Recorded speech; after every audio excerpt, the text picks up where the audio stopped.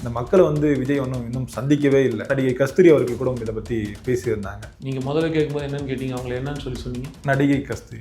நாங்கள் அரசியல்வாதிகள், அவங்க அரசியல்வாதியாக மாறிட்டு வர சொல்லுங்கள், அப்போ அந்த கேள்வி பதில் சொல்லுங்கள்.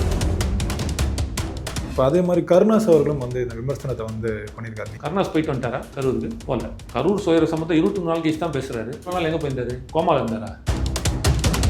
கொஞ்ச நாட்களுக்கு முன்னாடி நெப்போலியன் அவர்கள் கூட விஜய் குறித்து இந்த விமர்சனம் பண்ணியிருந்தார். ஒட்டு மொத்தமாக இந்த தமிழ் சினிமா விஜய்க்கு எதிராக திருப்புறாங்களா? ஓட்டு உரிமை இல்லாதவரெல்லாம் பேசவே கூடாது என் நாட்டை பற்றி. முதல்ல ஓட்டு உரிமை வந்துச்சுன்னா எனக்கு தமிழ்நாட்டில் இன்றும் ஓட்டு உரிமை இருக்குதுன்னு காட்ட சொல்லு. ஏங்க ஓட்டு உரிமையே இல்லை, அவர் ஏங்க எங்களை பற்றி பேசுங்க? மனைவியே சரியாக பார்த்துக்க முடியல, அப்பா அம்மாவை சரியாக பார்த்துக்க முடியல. அதுதான் சொல்ல வர. அந்த பர்சனல் எடுக்கிறது முதல்ல தப்பு. நாகரீகம் கருதி நாங்கள் பேசலை, நான் பேச ஆரம்பிச்சேன்னா அது ரொம்ப தப்பாக போகும். இல்லை, இப்போ அரசியலுக்கு வந்துட்டா அந்த பர்சனல் லைஃப்லாம் அதெல்லாம் அப்படிலாம் கிடையாதுங்க. அப்போ நான் பேசலாமா? விஜய் அவரோட கேரவனில் ஹீரோயின்ஸ்லாம் இருந்தாங்க அப்படின்னு சொல்லிட்டு ஒரு குற்றச்சாட்டை ஒரு பத்திரிகை நிறுவனம் வச்சிருக்கு. அவர் தான் உட்காந்துட்டு கொஞ்சம் விளக்கு கொஞ்சம் டைட்டாக இருக்கு, கொஞ்சம் இது பண்ணேன். நான் விளக்கு அந்த சொன்ன பாருங்க, தப்பா தெரியும். ஆச்சி ராயல் குலோப் ஜாமுன் பேக்ஸ், ஒன்று வாங்கினால் ஒன்று இலவசம்.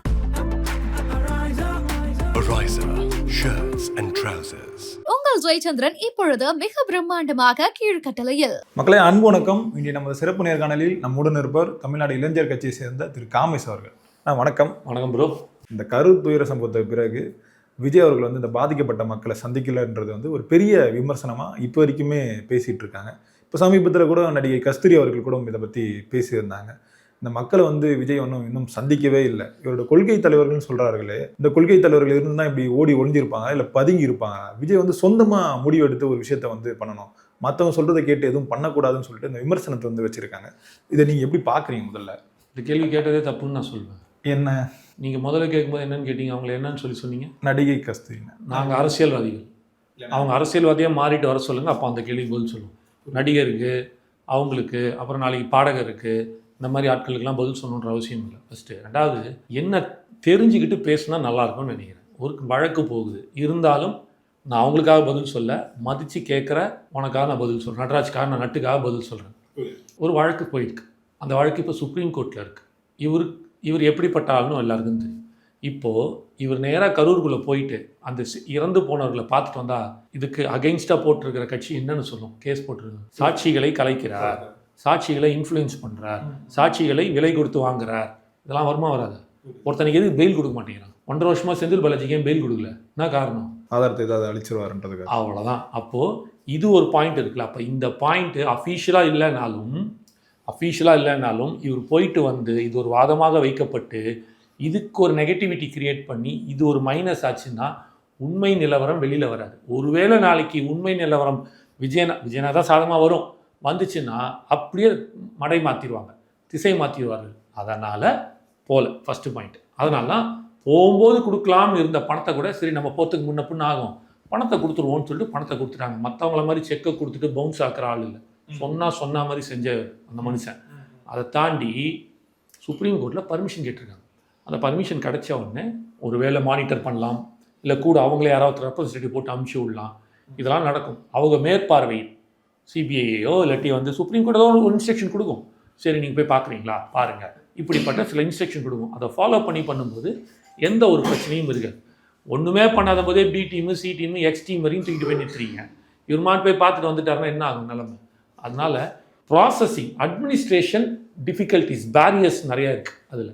அவர் அதை தான் சொல்ல வரேன். அவரை அப்படி டப்பாலாம் எடுத்துகிட்டுலாம் போய் இப்போ நான் போய் பார்த்துட்டு வந்தேன் எல்லாரையும், புரியுதா? நான் போய் பார்த்துட்டு வந்தேன். யாரானாலும் பார்க்கலாம், அவர் அப்படி பார்க்க முடியாது. அதுக்கு சில பிரச்சனைகள் இருக்குது. ப்ராசஸிங் ப்ரோட்டோகால்ஸ்லாம் நிறைய இஷ்யூஸ் இருக்குது. அதெல்லாம் கிளியர் ஆனதுக்கப்புறம் கண்டிப்பாக பார்ப்பார். இந்த கேள்வி நட்டுக்காக தான் நான் பதில் சொல்கிறேன். நடிகைகளுக்கோ நடிகர்களுக்கோ பதில் சொல்லணுன்ற அவசியம். புரியுதா? இப்போ அதே மாதிரி கருணாஸ் அவர்களும் இந்த விமர்சனத்தை பண்ணியிருக்காரு. நீங்கள் கரூர் பற்றி ஏதாவது கேட்கணும் விஜய் கிட்ட போய் கேளுங்க. அவர் பணியூருக்கு உள்ளேயுமே வெளியுமே பூட்டை போட்டு வச்சிருக்காரு. இப்படிப்பட்ட ஒரு துயர சம்பவம் நடந்துருக்காரு. ஆனால் அவர் இன்னும் அந்த மக்களை போய் சந்திக்காமல் இருக்காரு. அவர் தொண்டர்களையும் சந்திக்காமல் இருக்காரு. இங்கே ஸ்டாலின் களத்தில் இருக்காரு, விஜய் களத்தில் எங்கே போனார்? இந்த மக்கள் தான் முடிவு பண்ணணும் யார் தலைவர் ஆகணுன்றதை. இப்போ இதே அவர் தொண்டர்களுக்காக போய் களத்தில் நின்றுறாருன்னா அவர் ஒரு தலைவராகவோ இல்லை ஒரு தளபதியாகவோ சொல்லியிருப்பாங்க. அவர் வீட்டில் இருக்காரு அப்படின்னு மென்ஷன் பண்ணியிருக்காரு. 2016 இந்த மாதிரி ஸ்டாலினை புகழ்ந்து பேசியிருப்பாரா கருணாஸ் அண்ணன்? பேசியிருந்தாருன்னா கெத்து வேறு லெவல்ரா அவர் அப்படின்னு சொல்லியிருப்பேன். இப்போது 2016 இப்படி ஒரு சம்பவம் நடக்குது. ஸ்டாலின் போய் பார்த்துட்டு வந்தார், சிஎம் சார் போய் பார்த்துட்டு வந்தார் வச்சிங்க. அப்போது கருணாஸ் இந்த மாதிரி பேசியிருப்பாரா? கருணாஸ் அண்ணா இதே மாதிரி பேசியிருப்பார் சொல்லுங்கள், அப்போ நான் ஏற்றுக்கிறேன். பேச வாய்ப்பு இல்லை. அரசியல் ரீதியாக தனக்கு என்ன வேணுமோ என்ன பண்ணுமோ எடுத்து அடித்து விட்டு போகுது. இவருக்கு ஏதாவது தெரியாமல் இவ்வளோ நாள் எங்கே போயிருந்தார்? கோமாவில் இருந்தாரா? எனக்கு தெரிஞ்சு ஒரு 1.5-2 மாதமாக ஒரு வார்த்தை அவரை பற்றி ஒரு வார்த்தை கூட வரல, எங்கேயுமே வெளியில் தெரியலையே. 2 மாதமாக கோமாவில் இருந்தார். எங்கே போயிருந்தார்? 20 நாள் ஆயிடுச்சு, கிட்டத்தட்ட 23வது நாள் ஆல்மோஸ்ட். கரூர் சுயர சம்பந்தம் 23 நாள் கழிச்சு தான் பேசுகிறாரு. இதுக்கு முன்னாடி அவர் எதாவது பேசினாரா? நான் பார்க்கல, எனக்கு தெரியல. பேசியிருந்தாரா எனக்கு தெரியாது. இருந்தால் ஓகே, இல்லைன்னா அதுதான் வைக்கிற விமர்சனம். பேசாது நான் பார்த்த வரைக்கும் அவர் பேசுகிற எந்த கமெண்ட்டும் கொடுக்கல. அப்போது திடீர்னு இப்போ தான் உங்களுக்கு வந்து நினைவு வந்துச்சு, கோமாலாம் வெளில வந்தீங்களா? ஏதாவது பேசணுமேனு பேசுறதுல அர்த்தம் இல்லை. இப்போ நான் சொன்னது தான், அவர் ஏன் போகலை அப்படின்றதுக்கு நான் காரணத்தை போன கேள்விக்கே சொல்லிட்டேன். சுப்ரீம் கோர்ட் இஷ்யூஸ் இருக்குது, ப்ராசஸிங்கில் இருக்குது, அவங்களை கேட்காம போக முடியாது. இது கொடுத்துருக்குற இன்ஸ்ட்ரக்ஷன்ஸ். அவங்களுக்குன்னு ஒரு லீகல் டீம் இருக்குது, அந்த லீகல் டீம் தான் ஃபார்வர்ட் பண்ணுவாங்க. அவங்கக்கிட்ட எடுக்கும்போது தான் அவர் டிசிஷன் எடுத்து போக முடியும். கொஞ்சம் டைம் எடுக்கும், ஆனால் போவார். இது ஃபஸ்ட் பாயிண்ட். அடுத்தது நீங்கள் கேட்டீங்க, அவர் இப்போது முதலையாவது கொஞ்சம் ஆனந்தனை நம்பிட்டு, அப்படி நான் நம்பி இந்த சென்ஸ் ஆனந்தன் நம்ப, இப்போ அவரே களத்துக்கு வந்துட்டார். தினம் ஒரு 5லேருந்து 6 மாவட்ட செயலாளர்கிட்ட பேசிகிட்டு இருக்கார் ஃபோனில். கள நிலவரம் என்ன, எப்படி இருக்குது, மக்கள் ரெஸ்பான்ஸ் கரூருக்கு அப்புறம் எப்படி இருக்குது, கரூர் முன்னாடி எப்படி இருந்துச்சு, நம்ம என்ன பண்ணணும் அப்படின்றதெல்லாம் பேசிகிட்டு இருக்கார். எதுவுமே தெரியாமல் இதோ இந்த வாட்ஸ்அப் நியூஸையும் இந்த டிவியில் போடுற ஊடகத்தையும் வச்சுக்கிட்டு பேசக்கூடாது. களத்துக்கு வாங்க, களத்தில் நில்லுங்க, களத்தில் உட்காந்துட்டு பார்த்துட்டு பேசுங்க, அதுக்கப்புறம் நம்ம பேசுவோம். கருணாஸ் போயிட்டு வந்துட்டாரா கரூருக்கு? போகல. ஓகே. அதாவது ஒரு குட்டி கதை சொல்கிறேன், ரொம்ப நாள் ஆச்சு கதை சொல்லி. ஒரு பாட்டியம்மா என்ன பண்ணாங்களாம், தம் பேரனை கூட்டிக்கிட்டு ஒரு குருஜிக்கிட்ட போனாங்களாம். அந்த குருஜிக்கிட்ட போயிட்டு பாட்டியம்மா சொன்னாங்களாம், ஏன்னா அந்த குருஜி பேர் சொல்ல விரும்பலை, வெறும் குருஜின்னு வச்சுப்போம். ஒரு சாமியார்கிட்ட போனாங்களாம். சாமியார்கிட்ட போய்ட்டு குருஜி என் பேரன் வெள்ளம் தின்னுட்டே இருக்கான், என்ன சொன்னாலும் கேட்க மாட்டேங்கிறான், அவனுக்கு கொஞ்சம் அறிவுரை கொடுங்க அப்படின்னாராம். அந்த குருஜி அந்த பேரனை அப்படியே பார்த்துட்டு பாட்டியம்மா கிட்ட போயிட்டு ஒரு 10-15 நாள் கழிச்சு வாங்க அப்படின்னாரு. இந்த பாட்டியம்மா ஒரு 15 நாள் கழிச்சு வருது. வந்தவுடனே பாட்டியம்மா வந்து சொல்லுங்க, இல்லை அதான் வெள்ளம் அப்படின்னு அந்த குருஜி பார்த்து கேட்டாராம் பேரன்ட்ட, தம்பி வெள்ளம் சர்க்கரை ரொம்ப சாப்பிடாத, அது பல்லு சொத்தையாகும், வயிற்றில் பூச்சி வரும், நிறையா பிரச்சனை உண்டு பண்ணும், அதனால் பண்ணாத தம்பி, தப்பு உனக்கு அப்படின்னு அறிவுரை கொடுத்தான். பாட்டியம்மா அப்படியே பார்த்துட்டு குருஜி ஒரு சந்தேகம் கேட்கலாமா அப்படின்னு 15 நாள் முன்னாடி வந்தேன், 10-15 நாள் முன்னாடி 10 நாள் 15 நாள் முன்னாடி வந்தேன், வந்து இதே தான் சொன்னேன், நீங்கள் அப்போ போயிட்டு சொல்லிட்டு இப்போ வந்து அதே விஷயத்துக்கு இப்போ சொல்லியிருந்தேன், அன்றைக்கே சொல்லியிருந்துருக்கலாமே, ஏன் இவ்வளோ லேட்டாக சொல்கிறீங்க? அது அந்த குருஜி சொன்னாராம், நானே சாப்பிட்டுட்டு இருந்தேன், நான் ஒருத்தனுக்கு அறிவுரை கொடுக்கணுன்னா குறைஞ்சபட்சம் நான் ஒரு 10-15 நாளாவது சாப்பிடாமல் இருந்ததுக்கப்புறம் தான், கடைப்பிடிச்சதுக்கப்புறம் தான் அறிவுரை கொடுக்கணும்.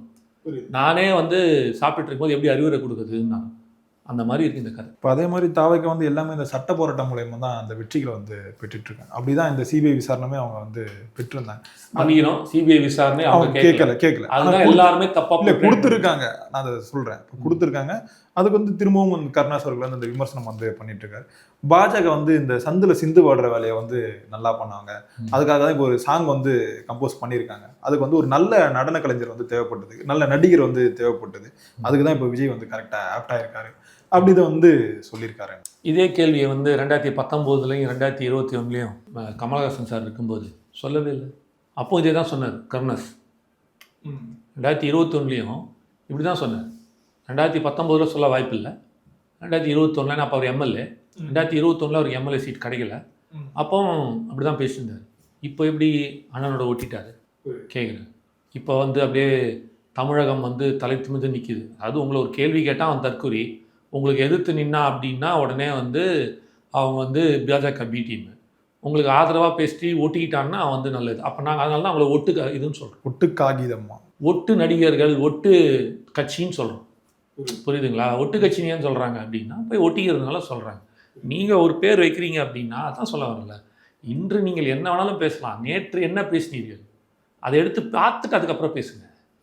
என்ன வேணாலும் பேசலாங்கிறது. இன்றைக்கி வந்து அது வர்ச்சுவல் வாரியர்ஸ் எங்கள் பசங்க, அதாவது உங்கள் கட்சியில் ஐடி விங்கு தான் இருக்குது, தாவேக்கா கட்சியே ஐடி விங்கு, மொத்த கட்சியுமே ஐடி விங்கு. நீங்கள் பேசுகிறதுக்கு முன்னாடி என்ன பேசணும் ஏது பேசணும்னு ஒரு தடவைக்கு 2 தடவை யோசித்து தயவுசெய்து பேச சொல்லுங்கள். ஏன்னா நீங்கள் இதுக்கு முன்னாடி என்ன பேசுனீங்கன்றதை ஒட்டுமொத்த தண்டவாளத்தையும் ரயில் ஏற்றுருவானுங்க. அதனால் இந்த விபூதி அடிக்கிற வேலைலாம் அடுத்தவங்க கிட்ட கூடாது. தெளிவுபடுத்திக்கிட்டு பேசுனீங்கன்னா உங்களுக்கு நல்லது. இல்லைன்னா நீங்கள் தான் ஃபஸ்ட்டு ட்ரோல் மெட்டீரியலாக இருப்பீங்கன்னு நான் சொல்ல வரேன். இப்போ முன்னாடி வந்து கஸ்தூரி அவர்கள் வந்து பேசியிருந்தாங்க, இப்போ கருணாஸ் அவர்கள் வந்து பேசியிருக்காரு. கொஞ்ச நாட்களுக்கு முன்னாடி வந்து நெப்போலியன் அவர்கள் கூட விஜய் குறித்து இந்த விமர்சனம் வந்து பண்ணியிருந்தார். இப்போ ஒட்டு மொத்தமாக இந்த தமிழ் சினிமா விஜய்க்கு எதிராக திருப்புறாங்களா? இதெல்லாம் சகஜம் தானே. நீ யார் வேணாலும் யாரை வேணாலும் திருப்புங்க. நெப்போலியன் சார்லாம் அதெல்லாம் ஒரு பர்சனல் லைஃப், ஒரு தலைவன் ஒருத்தரோட பர்சனல் லைஃப்பை பேசுகிறதுக்கு யாருக்குமே ரைட்ஸ் கிடையாது. இல்லை இப்போ அரசியலுக்கு வந்துட்டா அந்த பர்சனல் லைஃப்லாம் அதெல்லாம் அப்படிலாம் கிடையாதுங்க. அப்படிலாம் ஒன்றும் கிடையாது. அப்போ நான் பேசலாமா? அரசியலுக்கு வந்துட்டா எல்லா பர்சனல் லைஃபையும் எடுத்து பேசலாம், எந்த பிரச்சனையும் இருக்காது. பேசுவோமா நட்டு? இல்லை நான் கேட்குறேன், இப்போ நீ சொல்கிறல்ல அரசியல் வந்துட்டா பர்சனல் லைஃபே பர்சனல் லைஃப்ன்றது என்னங்க கிடையாது? எது கிடையாது பர்சனல் லைஃப்ன்றது? உங்களோட பர்சனல் லைஃப் எல்லாருக்குமே உண்டு. மனைவி இருக்குது, குழந்தை இருக்குது, பெண்கள் இருக்காங்க, வீட்டில் பசங்க இருக்காங்க. அதெல்லாம் பர்சனல் லைஃப்பில் வராதா? அப்படி தான் வரும். அது வேற இது வேற. மக்களுக்கு நீ என்ன சேவை செஞ்ச, மக்களுக்கு நீ எப்படி இருக்க, அரசாங்கத்தின் வரி பணத்தை நீ எவ்வாறு மக்களுக்காக செலவு செஞ்ச, அதெல்லாம் தான் நம்ம பேசணும். ஒரு தனிப்பட்ட மனிதனின் வாழ்க்கையை எந்த காலத்துலையும் இப்போ கமல் சாரோட எங்களுக்கு பல மாறுபட்ட கருத்துக்கள் இருக்குது. ஆனால் எங்கேயாவது ஒரு இடத்துல ஒரு வீடியோவில் ஒரு சும்மா பேச்சு வாக்கில் கூட எடுத்து காட்டுங்க பார்ப்போம். பர்சனல் லைஃப்பை பற்றி நம்ம பேசுகிறது யாராவது அவரோட இது, அந்த பேசுகிற உரிமை யாருக்குமே கிடையாது. அதனால் அதை பேசுகிறதுக்கு முன்னாடி ஒரு தடவை 4 தடவை யோசிச்சு பேசணும். நீங்கள் கருத்தல் ரீதியாக பேசுங்க. பிரச்சனை இப்போ நீங்கள் கேட்டீங்க கரூருக்கு ஏன் பண்ணல அப்படின்ட்டுன்னு. கருணாஸ் கேட்குறா, நான் பதில் சொல்கிறேன். முதல்ல நம்ம நெப்போலியன் சாருக்கு இங்கே ஓட்டு இருக்கா? ஓட்டு உரிமை இல்லாதவரெல்லாம் பேசவே கூடாது என் நாட்டை பற்றி. முதல்ல ஓட்டு உரிமை வந்துச்சுன்னா எனக்கு தமிழ்நாட்டில் இன்றும் ஓட்டு உரிமை இருக்குதுன்னு காட்ட சொல்லுங்கள். அவர் என்ஆர்ஐ கூட இல்லை, அவர் சிட்டிசன் ஆஃப் யூஎஸ்ன்னு நினைக்கிறேன். க்ரீன் கார்டு வாங்கிட்டாருன்னு கேள்விப்பட்டேன், எனக்கு தெரியல. பட் முதல்ல அதை காட்ட சொல்லுங்கள். ஏங்க ஓட்டு உரிமையே இல்லை, அவர் ஏங்க எங்களை பற்றி பேசணும்? அவன் வந்து புள்ள பேக்கிறதுக்கே அவனுக்கு வந்து யோகிதை இல்லைன்னா என் பொண்ணையும் அவனுக்கு நான் கொடுக்க போகிறேன், அப்புறம் எதுக்கு அதை பற்றி நம்ம பேசணும்? ஒரு உதாரணத்துக்கு சொல்ல வரேன். அந்த மாதிரி அவருக்கு ஓட்டு உரிமையே கிடையாதுங்க. அவர் முதல்ல ஓட்டு உரிமை இருக்கா? 2021 இங்கே ஓட்டு போட வந்தாரா? 2024 ஓட்டு போட்டாரா? 2019 ஓட்டு போட்டாரா? எடுத்து காட்ட சொல்லுங்கள் ஓட்டு உரிமை எனக்கு இருக்குன்ட்டுன்னு. அதுக்கப்புறம் பேசணுங்க. ஓட்டு உரிமை இல்லாதவங்களாம் பேசக்கூடாதுல்ல, தவறு. மனைவியே வந்து சரியாக பார்த்துக்க முடியல, அப்பா அம்மாவை சரியாக பார்த்துக்க முடியல. அதுதான் சொல்ல வரேன். அந்த பர்சனல் எடுக்கிறது முதல்ல தப்பு. நாகரீகம் கருதி நாங்கள் பேசலை, நான் பேச ஆரம்பித்தேன்னா அது ரொம்ப தப்பாக போகும். அவரோட ஃபேமிலி எப்படி இருக்குது, அது என்னென்ன பண்ணிகிட்ருக்காரு அப்படின்ட்டுன்னு அது ஊருக்கே தெரிஞ்சது தான். முதல்ல ஒரு ஓட்டு உரிமையே இல்லையே. ஓட்டு உரிமையாளரை பற்றி நான் ஏன் பேசணும்? என் கூட சமமாக நிற்கிறவன் போட்டியாளர் தாங்க நான் பேசணும். எவனோ ஒருத்தன் எங்கேயோ உட்காந்து பேசிகிட்டு இருக்கலாம் நான் கணக்கில் எடுத்து பேச முடியுமா? இப்போ டொனால்ட் ட்ரம்ப் பேசுகிறாருன்னா அதுக்கு நான் பதில் கொடுக்க முடியுமா? இங்கே உட்காந்துக்கிட்டு என் நாட்டை பற்றி பேசினா நான் பேசுவேன். ஒரு உதாரணத்துக்கு சொல்ல வரேன். என் நாட்டை பற்றி பேசினாரு, மோடியை விமர்சித்தார், என் பிரதமர் மாறுபட்ட கருத்து எனக்கு இருக்கலாம், எனக்கும் எங்களுக்கும் மோடிக்கும், அது வேறு. ஆனால் என் பிரதமரை நீ விமர்சித்த இதே அங்கே உட்காந்துக்கிட்டு எங்களோட முதலமைச்சரை விமர்சிச்சுட்டா எங்களுக்குள்ள 1008 பிரச்சனை இருக்கும். அது நாங்கள் பேசிக்கிறோம், தீர்த்துக்கிறோம். ஆனால் விட்டு கொடுக்க மாட்டோம் வெளியாட்களுக்கு. நாளை இதே எங்கள் முதலமைச்சரை வந்து ஸ்டாலின் வந்து வேறு யாராவது ஒரு பக்கத்து மாநிலத்தில் முதலமைச்சரோ வேறு யாராவது ஒருத்தர் விமர்சிச்சாங்கன்னா கண்டிப்பாக நாங்கள் எடுத்து கேட்போம். ஏன்னா அவர் எங்கள் மாநிலத்தில் முடிச்சு விட்டு கொடுக்க முடியாது. எங்கள் பிரதமர் விட்டு கொடுக்க முடியாது. எங்கள் நாட்டின் பிரதமர் டொனால்ட் ட்ரம்ப் பேசினா நாங்கள் திருப்பி கொடுப்போம். அது வேறு. நீ உங்களுக்கு ஓட்டு உரிமையே இல்லை, ஊரில் போய் வேறு ஏதோ ஒரு நாட்டில் போய் உட்காந்து தமிழ்நாட்டை பார்க்காம போயிட்டீங்க. உங்களுக்குலாம் என்ன அக்கறை இருக்குது? நாங்கள் நிற்கிறோம் பிரதர், என்ன பிரச்சனையாலும் என் தமிழ்நாட்டுக்கு விட்டு ஓட போகலையே. அதனால் தன்னோட சுயலாபத்துக்காகவும் தன் குடும்பத்துக்காகவும் தன் சுயலாபத்துக்காகவும் பணத்துக்காகவும் ஆசைப்பட்டு என் நாட்டை அம்போன்னு விட்டுட்டு போனவங்களாம் பேசவே கூடாது. அதெல்லாம் நான் கணக்கிலே எடுக்க மாட்டேன் அவங்களெல்லாம். இப்போ விஜய் அவர்கள் வந்து டீசென்ட் பாலிடிக்ஸ் தான் வந்து கையில் எடுத்திருக்காரு. அவர் தொண்டர்களுக்குமே அதை தான் நீங்கள் பண்ணணும் வந்து சொல்லியிருக்காரு. ஆனால் இப்போ சமீபத்தில் உதயநிதி ஸ்டாலின் அவர்கள் வந்து ஒரு ரீபோஸ்ட் வந்து பண்ணியிருந்தார் ஒரு நடிகை குறித்து. அது வந்து இந்த விர்ச்சுவல் வாரியர்ஸ்லாம் எடுத்து அதை ரொம்பவே ட்ரோல் பண்ணுற ஒரு விஷயத்தை தான் நம்மளால் பார்க்க முடியுது. விஜய் அவர்கள் வந்து டீசென்ட் பாலிடிக்ஸ் சொல்கிறாரு, ஆனால் அவர் தொண்டர்கள் வந்து அதை கடைபிடிக்க மாட்டாங்களே. யார் பண்ணா? விர்ச்சுவல் வாரியர்ஸ் தான். இப்போ இதெல்லாம் அந்த மீமெல்லாம் எடுத்து போட்டுட்டு இருந்தாங்க, நீங்களும் பார்த்துருப்பீங்க. ஒருத்தரோட பர்சனல் லைஃப் பற்றி நம்ம பேசுறது இல்லை பிரதர். அதான் நான் சொல்கிறேன்ல ஃபர்ஸ்ட்லேருந்து, உங்களுக்கு பர்சனல் லைஃப் பற்றி நாங்கள் யாரும் பேசுறது இல்லை. இப்போ பர்சனல் லைஃப் பற்றி பேசல தான், ஆனால் ஒரு தொண்டர்கள் வந்து அதை எடுத்து போட்டு இந்த ட்ரோல் போட்டாங்க, அதனால போட்டிருப்பாங்க. நீங்கள் ரீபோஸ்ட் பண்ணீங்க, பண்ணாததை பண்ணல. நான் என்ன சொல்ல வரேன், இப்போது பண்ணாததை பண்ணல, பப்ளிக்காக வந்துச்சுல்ல, பப்ளிக்காக வந்தால் பேசுங்க. இப்போ சீமானன்னு ஒரு இஷ்யூ, அது எதனால் பேசப்பட்டுச்சு? பப்ளிக்காக வந்துச்சு, கரெக்டாக? இப்போது உலகத்தில் யாருக்குமே வந்து 2வது மனைவி காதலி இதெல்லாம் கிடையாதா? எல்லாருக்கும் காதலி இருந்துச்சு. 2வது மனைவி, ஒரு மனைவியார் துணைவியார் வச்சவங்களாம் இருக்காங்க. ஏதாவது பிரச்சனையாச்சா? அதை பற்றி நம்ம எதாவது பேசுகிறோமா? சம்மந்தப்பட்டவர்களுக்கு பிரச்சனை இல்லை அப்படின்னா நம்ம அதை பற்றி பேசணுன்ற அவசியம் இல்லை. அது போலீஸ் கேஸ் ஆகி அது பப்ளிக்காக ஊடகமாக வந்துச்சுன்னா நம்ம பேசணும். இங்கே நீங்கள் ரீபோஸ்ட் பண்ணியிருந்தீங்க, அதனால் எடுத்து ரீபோஸ்ட் அவங்க போடுறாங்க, இந்த மாதிரி ரீபோஸ்ட் பண்ணியிருக்காருன்னு. நீங்கள் போடலைன்னா போட்டிருக்க மாட்டாங்க, அவ்வளோதானே. அப்போ தவறு எங்கே இருக்குது? அடி மூலம் எங்கே பிரச்சனை? எங்கே விதை போட்டிருக்குது சார்? விதை போட்டதுனால தான் சார் மரம் வளருது. விதையே போடலன்னா மரம் வளர்ந்துருக்காதுல்ல. ஏன் மரம் வளர்ந்துருக்கு எப்படி கேட்பீங்க? எவனோ விதை போட்டான், அந்த மாதிரி நீங்கள் ரீபோஸ்ட் பண்ணியிருக்கீங்க. அது அவரோட தனிப்பட்ட விஷயம், அது நமக்கு தெரியும். அதை நீங்கள் எப்படி தாவேகா தான் பண்ணணும்னு சொல்கிறீங்க? திமுகவுக்கு தாவேகா மட்டும்தான் எதிர்ப்பு. அப்போ ஒத்துக்கிறீங்க தாவேகாவும் திமுக தான் 2 பிரதான கட்சிகள் மோதுது, வேற யாரும் கிடையாது. அதிமுக கிடையாது, பாஜக கிடையாது, வேற யாரும் கிடையாது. ஒத்துக்கிறீங்களா? இப்ப களம் அப்படிதானே இருக்கு. தாவேகா ஒத்துக்கிறீங்களா? அப்ப அதிமுகவும் இல்ல, பாஜகவும் இல்ல, நாம் தமிழர்ல, அதாவது திமுக எதிர்க்கக்கூடிய தகுதியும் சக்தியும் தாவேகாக்கு மட்டும்தான் இருக்கு. அந்த பாயிண்ட்டுக்கு வருமா? ஃபர்ஸ்ட் நான் நம்புறேன், அதை நம்புறேன். நீங்க நம்புறேன்? நான் நம்புறேன். Okay fine. அப்படின்னா அப்போ எங்களுக்கு கெட்ட பேர் வாங்கிக்கிறது மற்ற கட்சி செஞ்சிருக்கலாம். எங்க பசங்க செய்ய மாட்டாங்க, ரொம்ப டீசெண்டான பசங்க. இளைஞர்கள் எந்த காலத்திலையும் இந்த போல் தவறை செய்யறதுக்கான வாய்ப்புகள் இல்லவே இல்லை. மேபி உதய் பிரதரோட ஆன்டி, இப்போ விஜய்னாக்கு எப்படி அஜித் ஒரு ஃபேன்ஸ் இருக்காரு, மாதிரி உதய்க்கு அகைன்ஸ்டா சில பேர் இருப்பாங்களான்னு தெரில, இருந்திருக்கலாம். அந்த ஹீரோ யாரு தெரில. அவருக்கு அந்தந்த காலகட்டத்தில் ஒவ்வொருத்தர் ரஜினி, கமல், எம்ஜிஆர், சிவாஜி, அஜித், விஜய், தனுஷ், சிம்பு போகுது இல்லையா? அந்த மாதிரி ஏதாவது இருக்கிறவங்க against fans, anti fans troll பண்ணியிருந்துருக்கலாம். நீங்கள் ப்ரூவ் பண்ணுங்கள் தாவேகா தொண்டர்கள் தான் செய்தார்கள் அப்படின்னு நீங்கள் ப்ரூவ் பண்ணிங்கன்னா அதுக்கப்புறம் நம்ம பேசுவோம். எங்கள் பசங்களாம் பயங்கர டீசெட்டுங்க, அப்போல்லாம் பண்ணவே மாட்டாங்க. இப்போ சமீபத்தில் ஒரு பத்திரிகையில் வந்துருந்து இப்போ இந்த கரூர் துயர சம்பவத்தில் விஜய் அவரோட கேரவனில் ஹீரோயின்ஸ்லாம் இருந்தாங்க அப்படின்னு சொல்லிட்டு ஒரு குற்றச்சாட்டை ஒரு பத்திரிகை நிறுவனம் வச்சிருக்கு. இது எப்படி சார் பார்க்குறீங்க? அவர் தான் உட்காந்துட்டு அந்த கொஞ்சம் விளக்க கொஞ்சம் டைட்டாக இருக்குது, கொஞ்சம் இது பண்ணேன், டம் பண்ணேன், ரொம்ப பிரைட்டாக அடிக்குது, இல்லை நான் அந்த விளக்கு அந்த சொன்னேன்பா, நீ தான் தப்பாக இருக்குப்பாரு, அப்படி இருக்குது பேசுறது. நியாயமாக பேசுவோம். நீங்கள் யாரை பற்றி சொல்கிறீங்களான்னு எனக்கு தெரியாது, பட் நான் ஜென்ரலாக சொல்கிறேன். தேவையே இல்லாது இதெல்லாம் சிபிஐயில் வரும், மாட்டுவாங்க. அன்றைக்கி கூப்பிட்டு ஒரு தடவை தூத்துக்குடி இதில் தீவிரவாதிகள் உள்ளே பூந்துட்டாங்கன்னு சொல்லிட்டு ரஜினி சார் சொன்னாங்க. கூப்பிட்டு அவரை விசாரிச்சாங்களா? எங்கே கோர்ட்டில் விசாரிச்சாங்களா? இந்த வாட்டி சிபிஐ சுப்ரீம் கோர்ட்லேயே கூப்பிட்டு விசாரிப்பாங்க.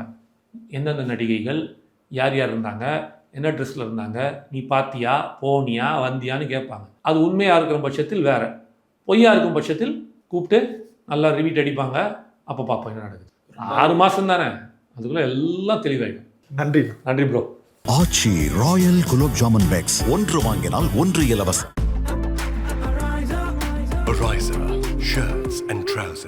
உங்கள் ஜெயச்சந்திரன் இப்பொழுது மிக பிரம்மாண்டமாக கீழ்கட்டளையில்